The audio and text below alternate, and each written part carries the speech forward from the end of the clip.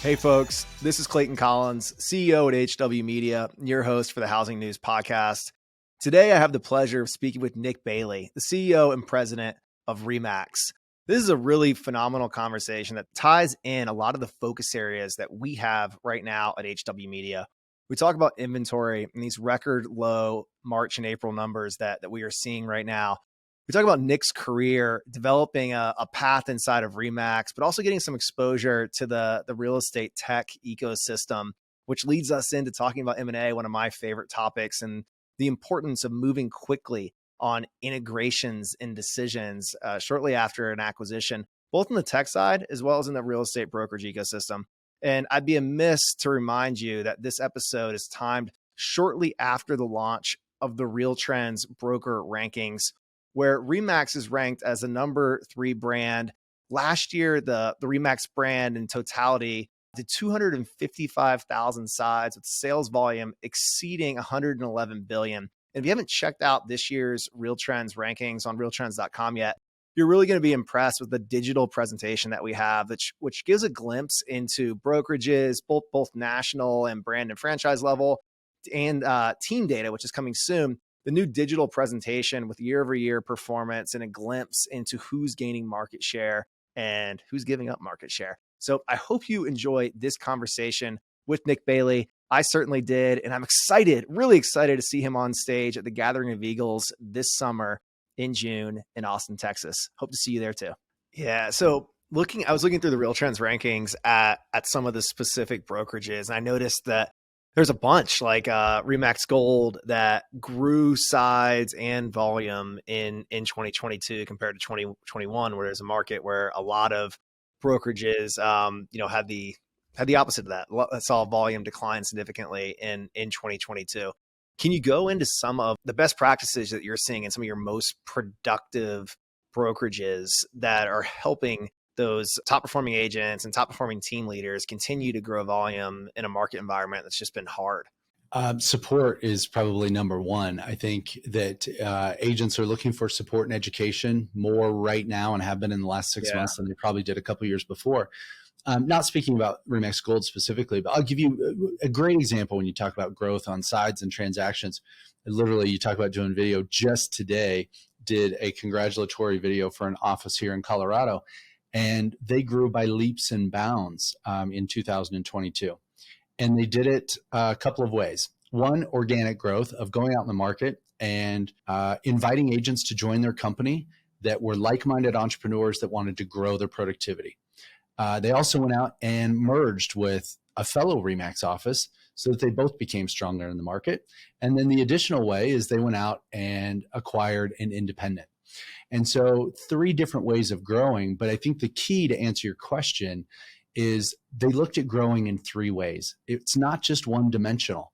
And so as offices think about growth, that's where we're pushing and looking at 2023. You can grow through conversions, mergers, acquisitions, organic one agent at a time, expanding with teams. And so I think if you look around and think about growth in a much bigger dynamic way, those are the companies that we saw grow in 2022. Yeah, that's interesting. Kind of the multi-pronged approach to growth. We're definitely seeing that in the mortgage industry right now as well. Not exactly the same, but definitely seeing a multi-pronged approach between recruitment and M&A and other consolidation mechanisms. So Nick, I want to let's talk a little bit about the industry dynamics that we're facing right now. Through Altos Research, we've been kind of watching the kind of somewhat disappointing news that we don't see inventory really rebounding in Q1. We've been waiting for that for kind of each week since mid-January, and we're still kind of like fluttering around lows around 420,000 active listings in the United States right now. How are your agents kind of countering this extremely low volume, and then we'll kind of dig into what you're anticipating next quarter? Well, there are a couple of things. You're right. Inventory is still so low, and that tells us one thing: demand continues to be high. It's estimated that there's between 4.5 and 5 million homes that were short in the U.S. I just saw a report this last week that there was one organization that said we're 6.5 million homes short. We've got the big millennial population, Gen Z right behind them, that are the largest populations that we've seen in our country, bigger than the boomers, and they're driving household formation. And I always take it kind of back to just the easy part of our business, which is we overcomplicate it. The reality is people buy homes. They don't time the market in the way that the headlines talk about. They time the market when it's good for them.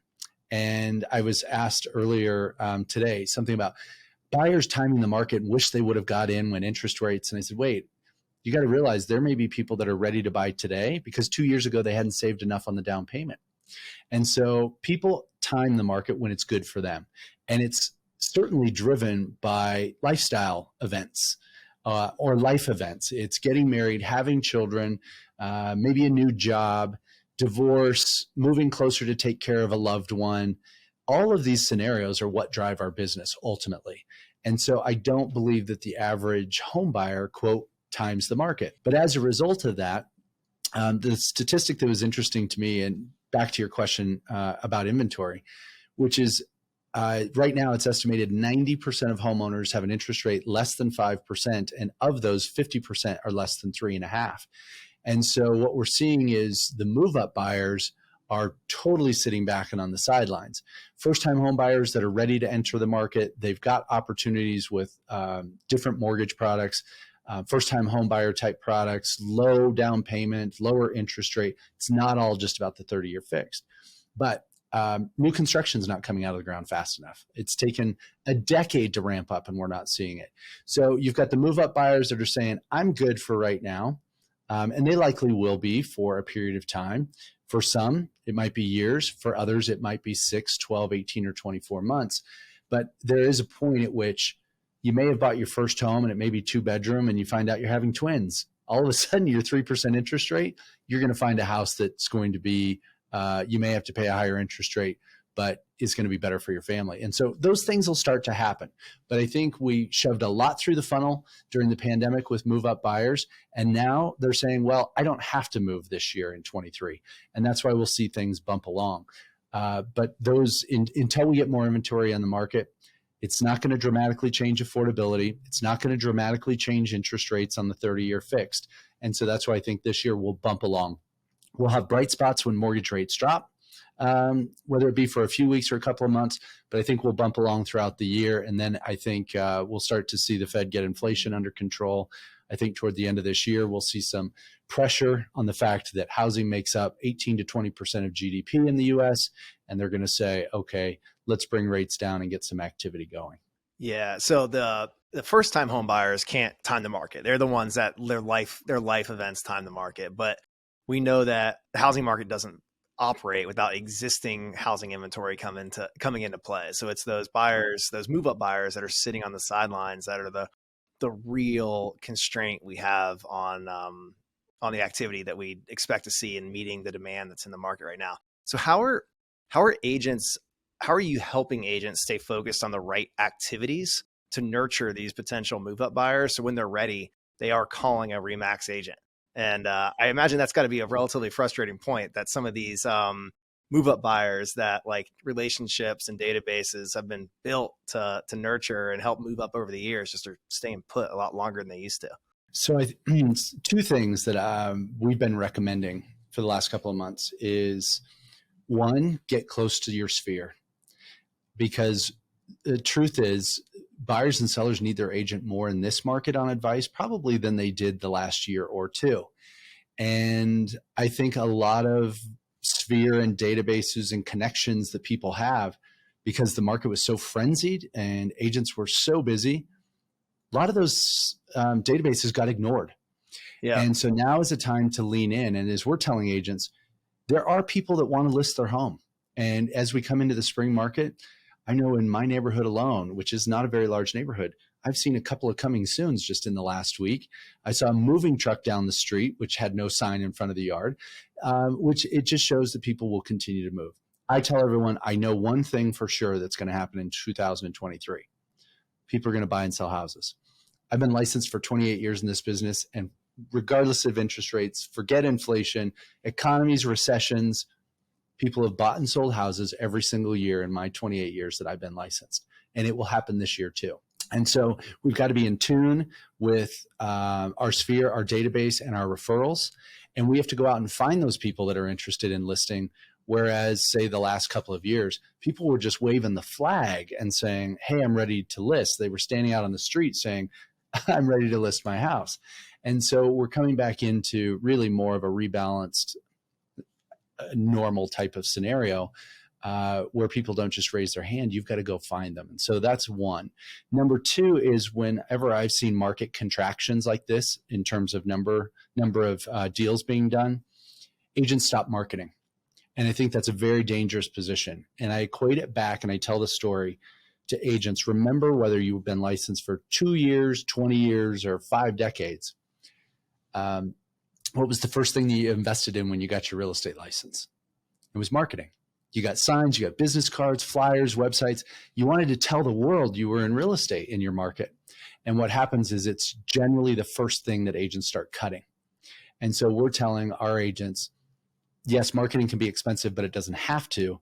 This is where you can leverage the scale of RE/MAX and the tools and the services, because we have a lot of those things that are provided at no additional cost. CRM, database, marketing center, design center, these things that are crucial to agents' business. And you've got to lean into that and make sure you're the loudest person in your farm area or your market, because as people will continue to buy and sell, agents that disappear, furlough themselves, stop spending on marketing, people are going to forget they're in real estate. And so I think the smartest thing that an agent can do in this market is get as loud as you can, use the resources you can. And of course, we like to say, be with a company like ours that provides a lot of that so that you can have the best chance of getting that buyer or seller when they're ready to go. We have a Slack channel at HW that publishes all of the new registered users for our HW events, like the Gathering of Eagles coming up in June and HousingWire Annual coming up in October.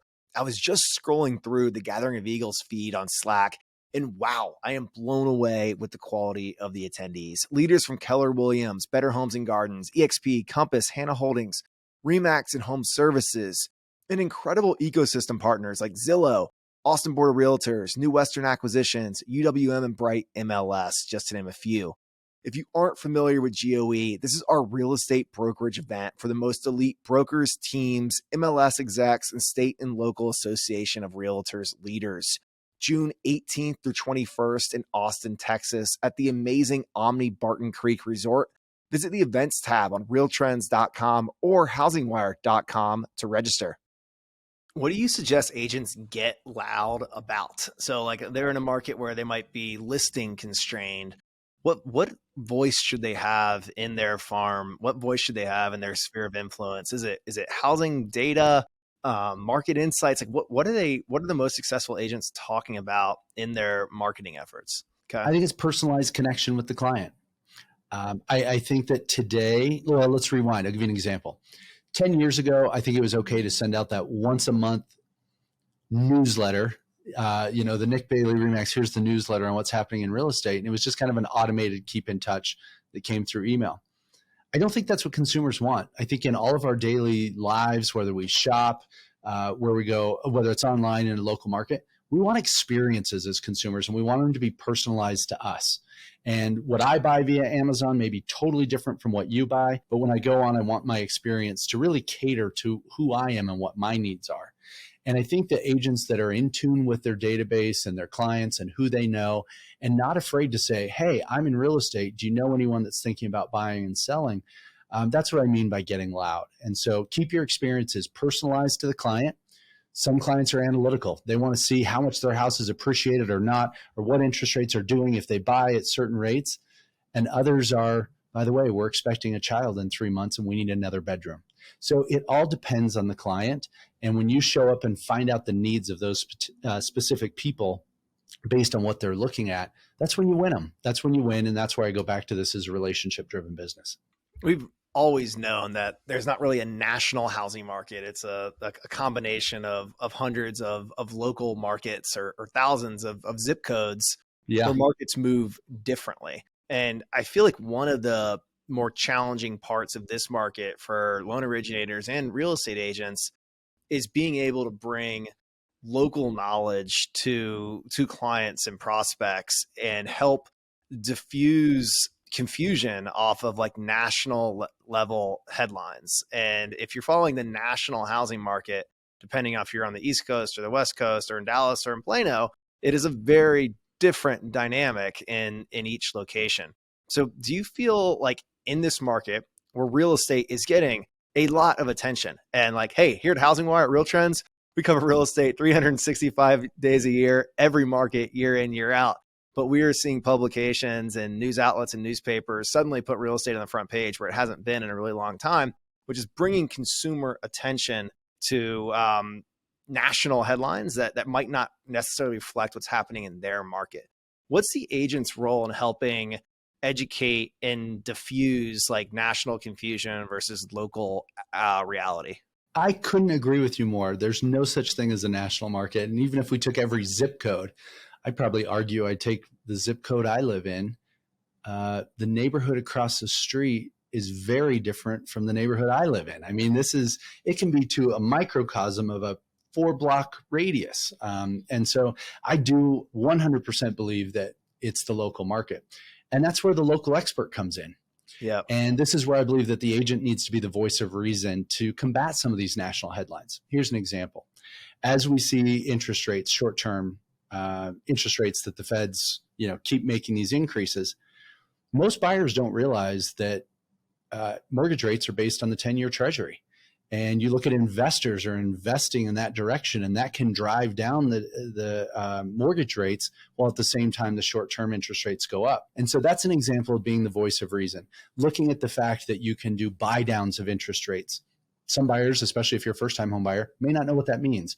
Adjustable rate mortgages, those were more than 35% of the market pre-pandemic. They dropped to single digits, and now they're roaring back.